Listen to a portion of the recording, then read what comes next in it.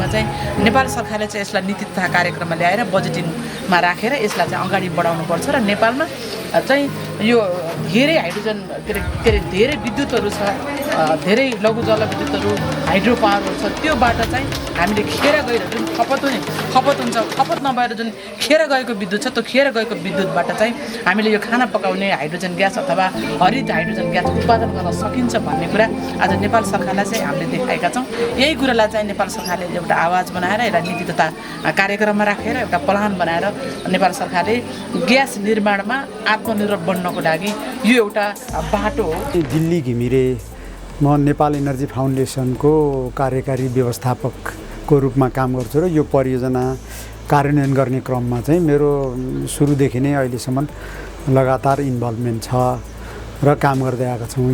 यो चाहिँ अन्तर्राष्ट्रिय स्तरको कोलाबोरेसन अथवा साझेदारीमा बनेको चाहिँ नि परियोजना हो, त्यसरी तर्जुमा भएको परियोजना हो। यो चाहिँ युके सरकारको इनोभेट युके भन्ने चाहिँ एउटा विन्डो छ, जुन चाहिँ नि जसले पनि प्रपोजल दिएर बिड गरेर काम गर्न पाउने, त्यसमा चाहिँ हामीले बिड गरेको र यसका चाहिँ साझेदारहरू चाहिँ नि नेपालमा नेपाल इनर्जी फाउन्डेसन र ऊर्जा र वातावरणका लागि महिला सञ्जाल नेपाल भन्ने दुईवटा अर्गनाइजेसन हामी साझेदारको रूपमा काम गरेका छौँ भने स्थानीय सरकारको यहाँको गाउँपालिका बडीघाट गाउँपालिका यो गिरिङदी खोला लघु जलविद्युत उपभोक्ता सहकारी, त्यस पछाडि नेपाल सरकारको वैकल्पिक ऊर्जा प्रबन्धन केन्द्र चाहिँ कोलाबोरेटरको रूपमा काम गर्छन्। यसरी हामीले काम गर्दै आएको यो परियोजना हो र यो परियोजनामा साझेदारको रूपमा बाहिरको इन्टरनेसनल उसमा चाहिँ नि इनोभेट युकेको सपोर्ट हो।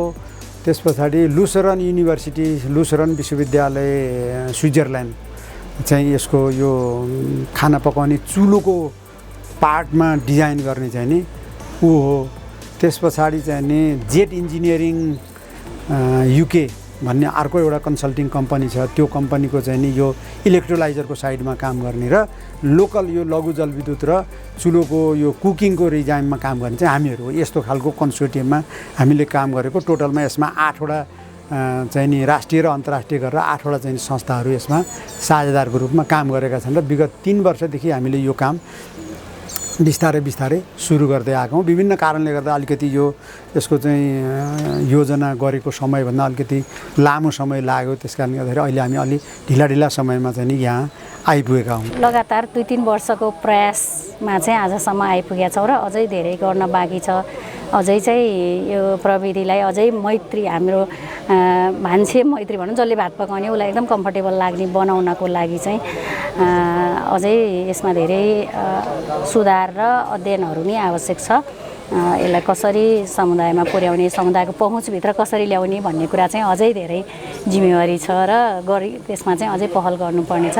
यसको लागि चाहिँ अब सरकारको पनि उत्तिकै भूमिका हुन्छ। यो टेक्नोलोजी प्रुफ भइसके पछाडि चाहिँ अबको दायित्व चाहिँ मलाई सरकारको हो जस्तो लाग्छ, किनभने यो प्रुभन टेक्नोलोजीलाई अब विस्तार गर्ने र समुदायको पहुँचमा ल्याउने कुरा भनेको चाहिँ सरकारको दायित्वभित्र पर्न सक्छ र अब स्थानीय सरकार छ, प्रदेश सरकार छ, सङ्घीय सरकार छ, यी सरकारहरूले पनि पहल गर्ला भन्ने हामीलाई विश्वास छ र हामी पनि जति सकेको गर्छौँ, जसले गर्दा चाहिँ हामीले यो महिला दिदीबहिनीहरूले त्यतिखेर नि भन्नुभएको थियो 4 घन्टा 5 घन्टा बिहान बच्चा छोडेर चाहिँ हामी दाउरा जम्मा गर्न जान्छौँ, आउँदाखेरि बच्चाको स्कुल जान पनि भ्याउँदैनन्, खुवाउन भ्याउँदैनन्, यस्तो गाह्रो छ। यो टेक्नोलोजी आइदियो भने सबैभन्दा खुसी चाहिँ हामी यहाँका महिलाहरू हुन्थ्यौँ भन्नुभएको छ। यो चाहिँ एकदमै महत्त्वपूर्ण कुरा छ र यसको लागि चाहिँ सबैले प्रयास गर्नु आवश्यक छ। एउटा सानो संस्थाले गरेर हुँदैन। यो सिलिन्डर भन्दा यो त गरौँ भयो, यसमा जम्मा 1 किलो मात्र बस्ने भयो, यो 7 दिनको लागि मात्र पुग्ने भयो, भएर सिलिन्डर त 28 दिनको लागि पुग्छ झन्डै। त्यसैले यो सिलिन्डर चाहिँ भनौँ न काठमाडौँबाट त्यो रुकुमसम्म जान नपर्ने गरी रुकुममै बनायौँ वा भनौँ यही नै होइन र बनायौँ भने चाहिँ सिलिन्डर धेरै लग्नु परेन। त्यति एउटा चाहिँ एनओसीले गर्न सक्छ, हामीले गर्न सक्दैनौँ। हामीले चाहिँ यो गाउँपालिकासँग मिलेर यही हाम्रो आफ्नो गाउँघरको लागि चाहिँ हामीले केही हदसम्म गर्न सक्छौँ। तर लार्ज स्केलमा अगाडि बढाउनलाई चाहिँ यो सिलिन्डर समेत अगाडि बढाउने, कहाँ उत्पादन गर्ने अनि कसरी डिस्ट्रिब्युट गर्ने भन्ने कुरा चाहिँ हाम्रो नेपाल ओइल कर्पोरेसनले गरिदियो भने हुनसक्छ।